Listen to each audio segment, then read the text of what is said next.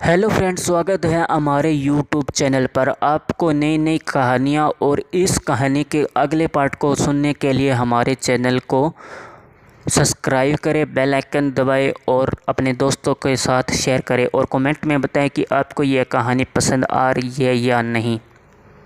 Mehta house में party जोरों शोरों से चल रही थी। तन्वी ने केक कट कर दिया था।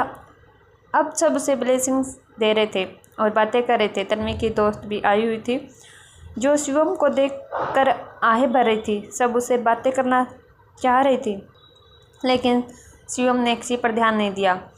इधर चिकू ने अपना सब काम ख़त्म कर लिया था। अब उसे थोड़ा रिलैक्स मिल पाया था, इसलिए वो किचन एरिया से बाहर आ गई और पार्टी में आए हुए लोगों को देख रही थी। उसने अपने हाथों को बांध रखा था और एक दीवार का सहारा लेकर बड़े ही आराम से देख रही थी। तभी शिवम की नज़र उस पर पड़ी। शिवम अब उसकी ओर बढ़ गया, जिसे खुद की ओर बढ़ते हुए शिवम पर चिकू की नज़र पड़ी तो उसने मन ही मन कहा, अब थोड़ा सही दिख रहा है। सुबह तो ऐसा लग रहा था मानो किसी जंगल से भागकर आया हो। चिकू ने इतना सब सोचा ही था कि शिवम उसके पास पहुंच गया। चिकू ने शिवम को अपने करीब देखकर एक भुई उचकाई और बोली, क्या चाहिए? शिवम को चिकू से इसकी उम्मीद बिल्कुल नहीं थी। उसे लगा कि वो बाकियों की तरह उससे बातें करने की कोशिश करेगी, लेकिन चिकू का ऐसा बिहेव देखकर शिवम बोला, लगता है तुम्हारे पेरेंट्स ने तुम्हें मैनर्स नहीं सिखाए कि लोगों से बात कैसे की जाती है। चिकू ने लंबी सांस लेकर कहा, आपके पास तो बहुत मैनर्स है ना, संभाल कर रखो, उन्हें काम आएंगे। शिवम ने चिकू का टका सा जवाब सुना तो उसे रहा नहीं गया। उसने चिकू की बाजू पकड़ी और उसे कसते हुए बोला, देखो लड़की, अपने काम से काम रखो। शिवम का ये बिहेवियर उसके आसपास के लोग देख रहे थे और एक दूसरे की ओर अजीब नज़रों से देख रहे थे। चिकू कुछ एक्शन ले पाती उससे पहले ही किसी ने शिवम का हाथ चिकू के हाथ से झटक दिया। शिवम के सामने एक अनजान लड़की खड़ी थी जो बहुत गुस्से से उसे देख रही थी। शिवम समझने की कोशिश कर रहा था, तभी लड़की बोली, ये यहाँ काम करने आई है, तुम्हारी ज्यादती सहने नहीं आई है। शिवम, तुम कौन हो? लड़की बीनी थी जो अपना काम ख़त्म होते ही यहाँ आ गई थी, क्योंकि वो चिकू को अकेले नहीं छोड़ना चाहती थी। इसलिए उसने सोचा कि दोनों साथ ही घर चले जाएंगे। लेकिन जब वो यहाँ आई तो शिवम को चिकू के साथ बदतमीजी करते देख उसे गुस्सा आ गया और वो बिना कुछ सोचे ही शिवम पर बिफर गई। अब तक सब लोगों की नज़र उन तीनों पर पड़ चुकी थी। चिकू ने हालत संभालने के लिए बीनू को बाजू से पकड़ा और दूसरी ओर ले गई। शिवम ने अपने आसपास के लोगों को घूरा तो सबने नज़रें फेर ली। अब शिवम भी वहाँ से चला गया। वो अपने रूम में जा ही रहा था, तभी एक लड़की आकर उसे टकरा गई। वो गिरने ही वाली थी कि शिवम ने उसे संभाल लिया। लड़की बहुत खूबसूरत लग रही थी, लेकिन शिवम तो अभी भी गुस्से में था। उसने पहले तो लड़की को संभाला और फिर उसे छोड़ दिया, जिससे लड़की गिर गई। शिवम उसकी परवाह किए बिना वहाँ से चला गया। लड़की तन्वी की दोस्त सिया थी जो शिवम को इम्प्रेस करने के इरादे से आई थी, लेकिन शिवम ने उसको एक नज़र नहीं देखा। सिया उठी, उसने अपनी कमर को पकड़े हुए कहा, आखिर कब तक मुझसे दूर भागोगे शिवा? मैं तुम्हारी ज़िंदगी में शामिल होकर रहूँगी।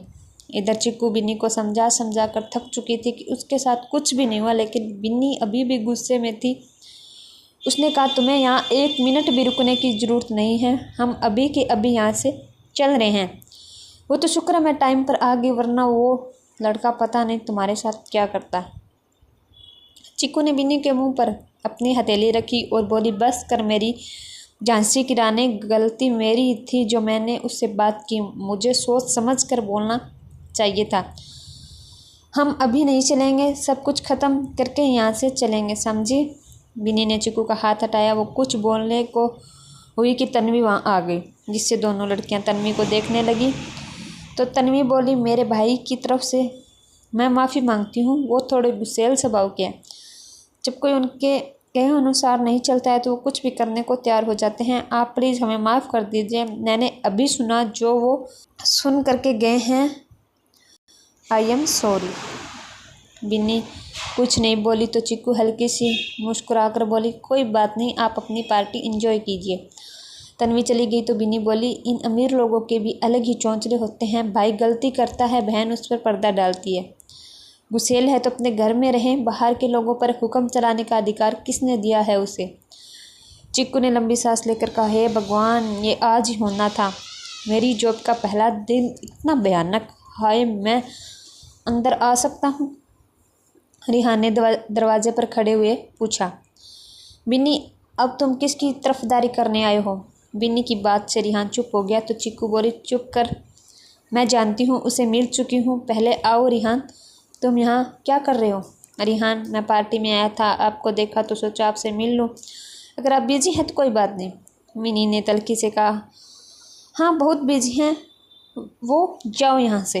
बिन्नी की बात पर रिहान ने कुछ नहीं कहा, वो वहाँ से चला गया, जिसे चिक्कू ने बिन्नी पर थोड़ा गुस्सा जताते हुए कहा, वो बच्चा है यार, उसको तो बख्श देती, किसी पर रहम नहीं करती तुम। बिन्नी, जल्दी जल्दी यहाँ का काम समेट, मुझे और कोई लफड़ा नहीं चाहिए यहाँ।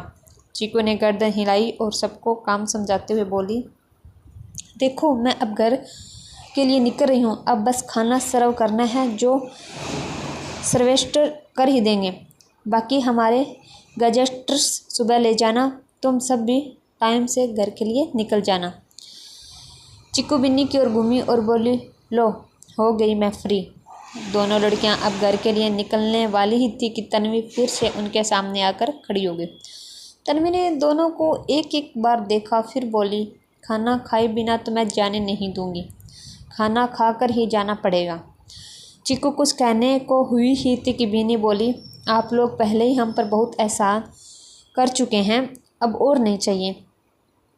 तन्वी मुँह लटकाए कभी चिक्कू को तो कभी बिन्नी को देखने लगी। वो रोने वाली थी कि बिन्नी फिर बोली, देखो मेरा इरादा तुम्हें हर्ट करने का बिल्कुल नहीं था, लेकिन मैं अभी तक वो वाक़या भुला नहीं पाई हूँ। तन्वी प्लीज़ हमें माफ़ कर दीजिए, आप खाना खा कर ही जाएंगी प्लीज़। तन्वी की बार बार रिक्वेस्ट पर बिन्नी मान गई तो तन्वी उन्हें अपने साथ ले आई।